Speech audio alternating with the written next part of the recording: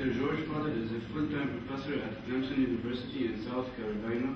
He obtained a PhD in mechanical engineering and MS in computer science from Georgia Tech and a diploma in mechanical engineering from the ETH in Zurich, Switzerland. Dr. Fadel researches methodologies and tools to help designers deal with complexity and globalization issues. He has published over 100 research articles. He is the associate editor of the Journal of Mechanical Design and member of the editorial board of the Structural and Multidisciplinary Optimization Journal. He spent 2004 with BMW Research to observe and learn about system integration and is currently involved in the setting up of the International Center for Automotive Research in Greenville, South Carolina. Thank you very much. Thank you all for coming. I would like to tell you about some of my experiences teaching this web course, Mechanical 798 Design Methodology. And it's a very special thing for me because I was here as an instructor in 83, 84, so coming back here meant a lot to me, and thank you all for making this happen. So first, some of you may ask, where's Clemson? So I thought I would give you an idea of where it is. It's a public university. It's a land grant, so A&M, Agriculture and Mechanical Engineering, a little bit like here. It's 115 years old, but it was a military college until 1955. So from that perspective, it was relatively less known. It's a rural campus, which is situated just at the south of the Appalachian Mountains. And the town was founded in 1935, so you see that it was built in the middle of nowhere, so we have now a university town. Very small town, 8,000 inhabitants, but probably about 100, 150,000 around the town. It's on the lake, which is the largest lake in the southeast of the United States, and there are 3 lakes right next to each other. And it has 17,000 students and a 90,000 seat stadium, so you see that sport is very important, and we're a member of the Atlantic Coast Conference. So, let me tell you a little bit about my group. My research group is entitled the Clemson Research Engineering Design and Optimization, the CREDO group. It is part of the Mechanical Engineering Design group in the Department of Mechanical Engineering. And what we do is we do research on aspects of packaging. For instance, how do you place components under the hood of the car or inside a satellite or things like that. It is typically always a problem that is multidisciplinary, multi-objective. You've got to do trade-offs between different objectives. We use optimization techniques, nonlinear optimization techniques. We also look at designing objects that are made out of multiple materials, not a single homogeneous material, but can you make something where you tailor the material for specific functionality.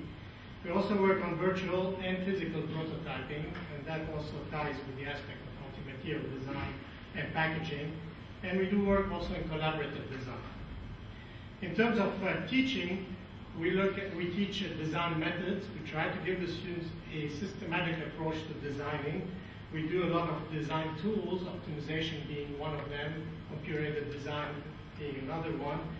We focus on the aspect of integration. So if you have a really complex problem, how do you deal with this? How do you bring everything together to design products, to design it either individually or collaboratively, either synchronously or asynchronously. And we also oversee the senior and graduate design projects of the department. I should say that this is part of the mechanical design group. We are 4 faculty currently, 4 professors in the mechanical design group and mechanical engineering lectures. So this is an introduction. Now let me talk about the course. So this is a little bit about the history of the course. I contacted Dr. Gaddar in September, October of last year after the war of the summer, and I asked her if there was anything that we could do to help. She asked me if I would consider coming as a visiting professor, and that was a little bit too rushed for me, and the issues of family and things like that, so I suggested why not try an online course. So I told her that I taught the product design courses several times at both senior and graduate level, and I had experience with design collaborations, and I also do teach some of the professional engineering review courses online, so I thought maybe that would be an opportunity to do the course. I presented the idea to my administration, and they approved for me to teach this course. as a consulting overload. So I'm doing it basically on the side, but they allow me to use the university resources, and they said that there is a proviso that possibly we could formalize this in the future with the UB. Dr. Haddar also had to go through the channels at the UB and get approval for the course from the current faculty, from the Board of Deans, and then once she got the approval, she advertised the course, and 12 students signed up for the course, 2 graduate students and 10 seniors. We established contacts with the computing center at AUB and with also our distance education department at Clemson, and we looked at different ways to teach the courses. AUB gave me a user account, and then I had the access to the Moodle software, which is for me mostly a document exchange server, but also with some additional communication capability. Obviously, I was not trained on using Moodle, but I used a similar system. So I was able to put the documents on it. I was also told about web conferencing, about a couple of packages, Solia and Illuminate, that people are looking at right now. I use Blackboard at Clemson for document exchange with the students, and I have used Polycom, which is a professional video conferencing setup and net meeting for web and video conferencing.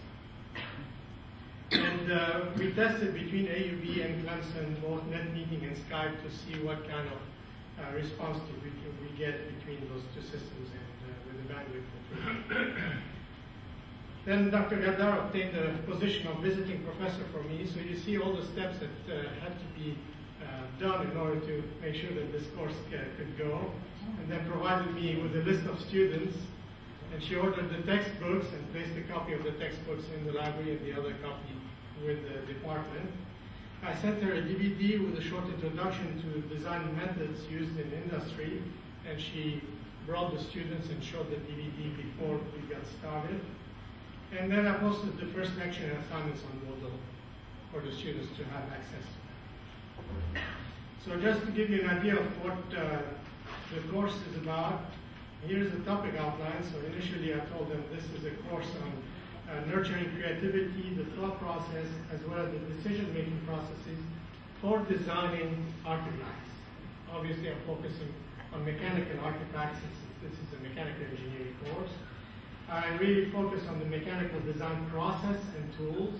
I talked about QFD, which is quality function deployment, coherent design, systematic design, robust design, design for assembly, axiomatic design, and so on. And what you see is I posted initially, this is my first introductory lecture. I posted also 3 chapters of the book that I had, because this was before you received the books in here. I gave them project, the term paper I requested, some resources for them, how to read the paper and extract the material that I needed, and the homework to get started.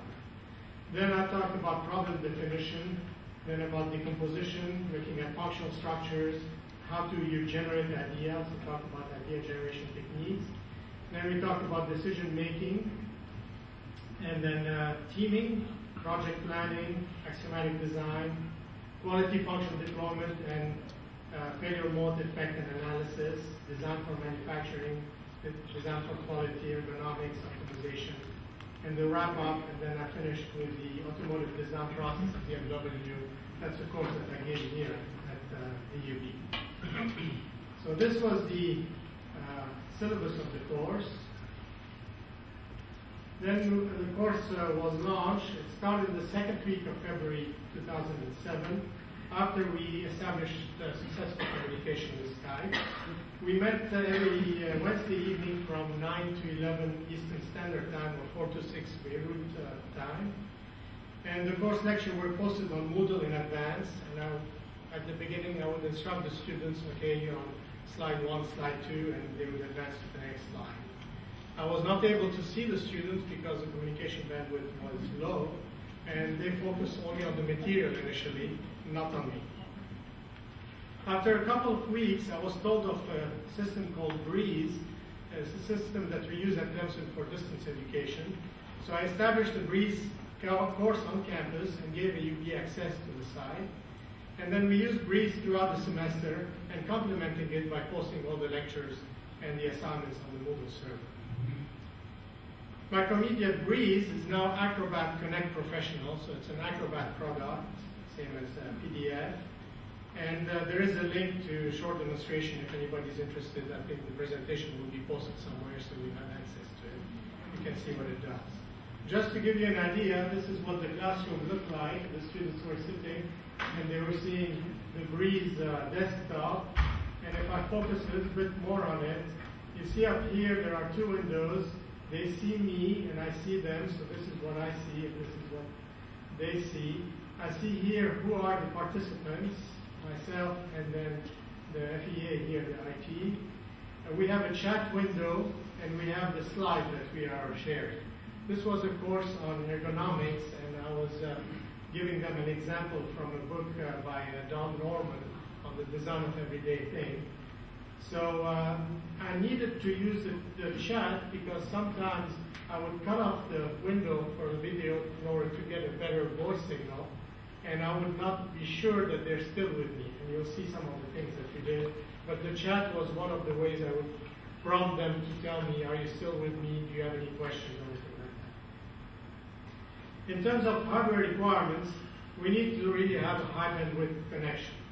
At Clemson, we're connected with Internet 2, which is 2 gigabits per second at our machine. So we have 2 gigabits at the desktop. I know that we're going to the next version, which is going to be even significantly faster. Internet 1 allowed up to 100 megabits per second connections, modem 54 kilobits, and ASDL 1 to 24 megabits per second. I used my office computer with a webcam, speakers, and a microphone. And AUB had to purchase speakers and a microphone and set up the room for web conferencing. At AUB, for the 2 Skype sessions, it was noticed that anytime there was more than 8.5 million users online, the connection became really pretty bad. And that's what prompted us to look for another way, and we moved to Breeze. Recently, AUB acquired a MOBI modem, which is based on the iVerse technology. And what this allowed us to do is we initially started using Breeze with this modem, and we had the 64 megabits per second bandwidth download, and then the technicians increased the throughput to 512 megabits per second download, 256 megabits per second upload.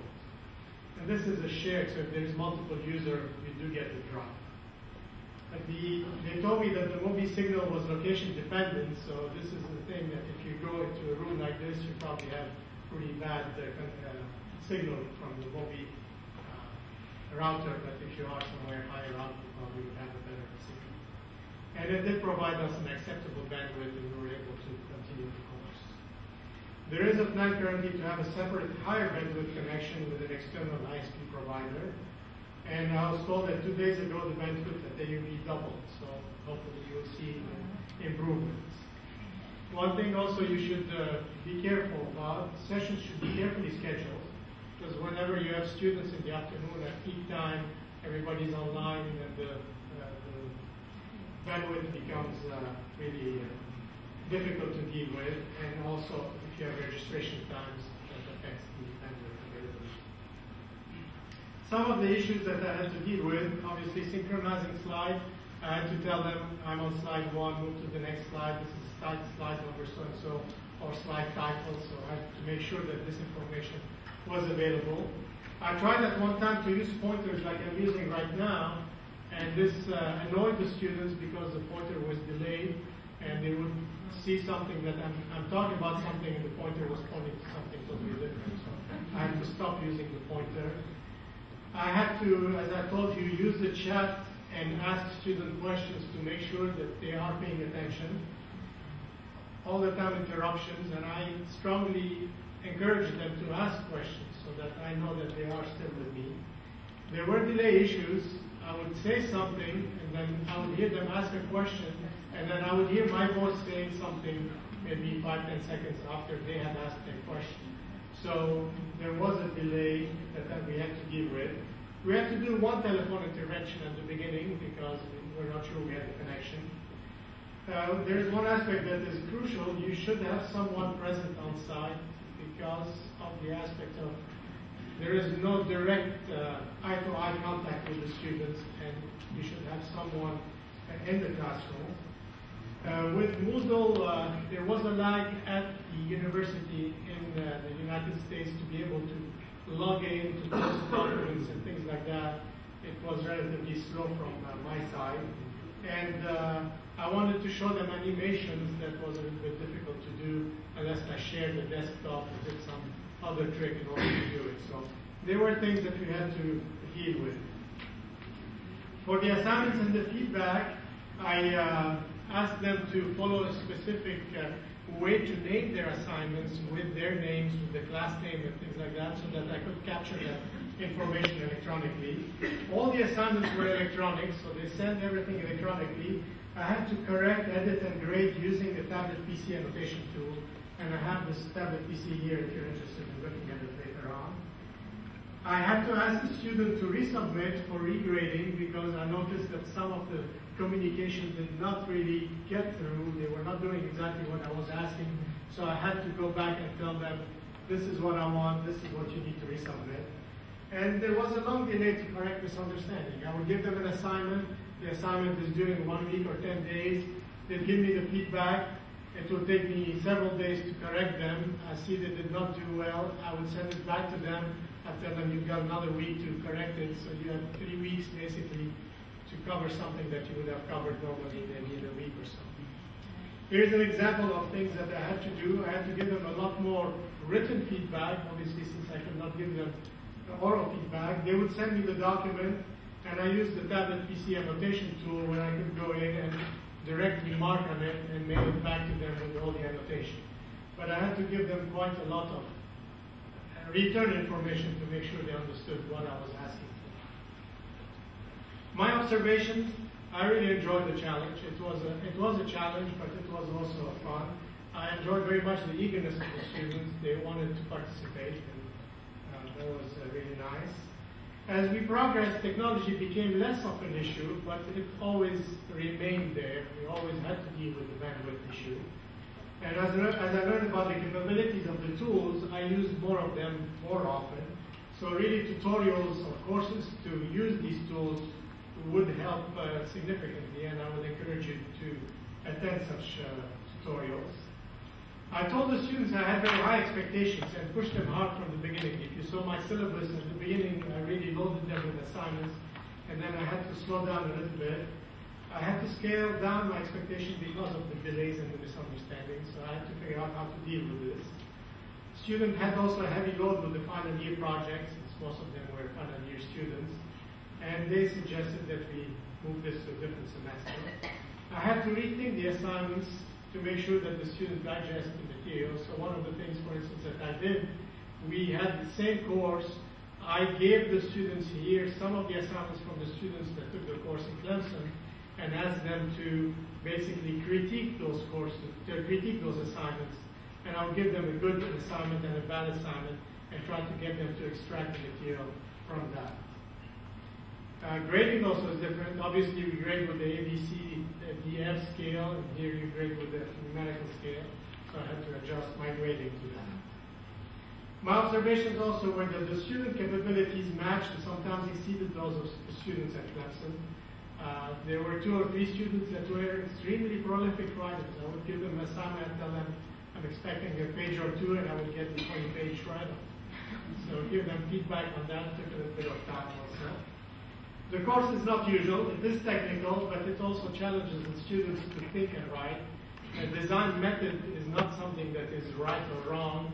It is basically guidelines that we give the students, and we try to make them follow the guideline to buy into whatever they're designing. So they have to really use some of their writing to justify some of the things that they do. I reviewed ethical and legal issues, and one thing that Dr. Nanda asked me to do was to maybe look at some differences between the students.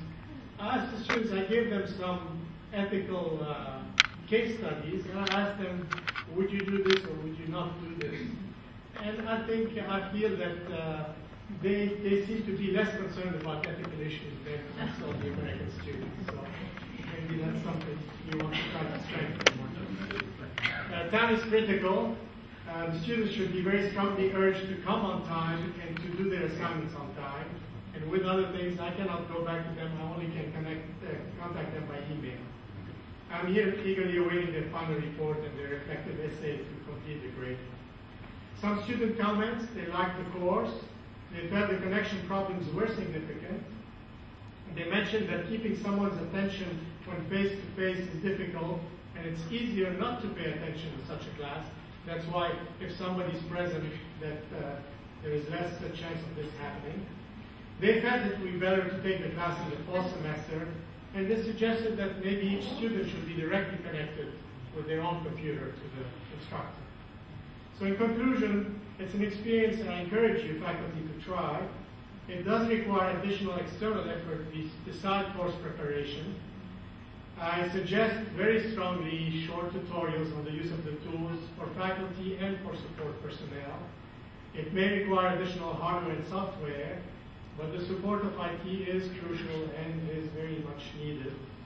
It allowed me also to have Lebanon and AUB, so for this I'm very thankful.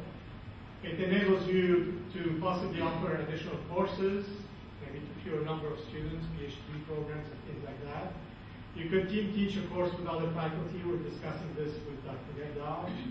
Timing is an issue. The semesters do not exactly coincide, so students could be put on projects, but they may be at a slight shift in time, so we have to figure out how to make this work. I used other students' work, and that helped me in my course. That's maybe one possibility.